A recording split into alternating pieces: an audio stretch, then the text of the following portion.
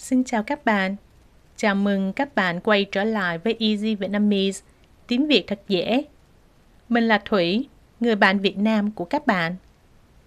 Hôm nay, mình muốn nói về một chủ đề mà bạn có thể thấy bối rối khi lần đầu học tiếng Việt. Đó là cách xưng hô trong tiếng Việt. Nếu các bạn đang học tiếng Việt, có lẽ các bạn đã từng trải qua tình huống này. Bạn gặp một người mới.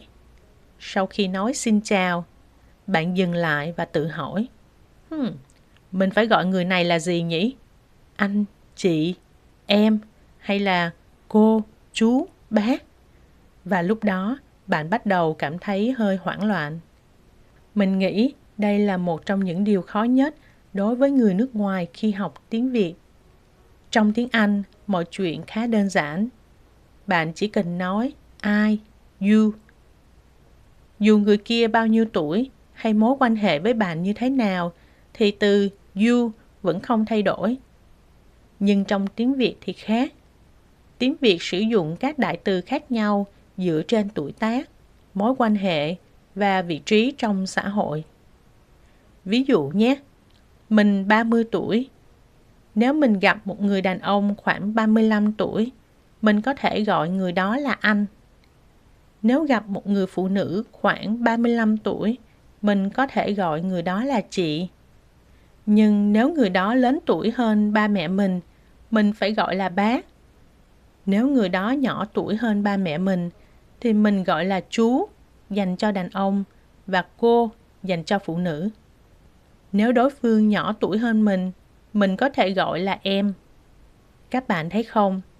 Trước khi bắt đầu nói chuyện, người Việt thường phải đoán tuổi của đối phương để chọn cách xưng hô. Vì vậy, khi lần đầu gặp nhau, bạn đừng ngạc nhiên nếu người Việt Nam hỏi tuổi của bạn nhé. Điều thú vị là cách xưng hô ở Việt Nam không chỉ thể hiện tuổi tác, nó còn thể hiện sự gần gũi. Nhiều người nước ngoài còn ngạc nhiên khi thấy người Việt gọi những người hoàn toàn xa lạ bằng các từ chỉ người thân. Ví dụ như chú bảo vệ, cô bán hàng, bác tài xế, anh giao hàng. Cách gọi như vậy tạo cảm giác thân thiện và lịch sự hơn. Nếu bạn vẫn chưa biết nên xưng hô như thế nào, bạn cũng đừng lo lắng quá. Ngay cả người Việt với nhau, đôi khi cũng không chắc nên xưng hô thế nào. Nếu không biết nên xưng hô như thế nào, các bạn có thể lịch sự hỏi, em nên gọi anh chị như thế nào?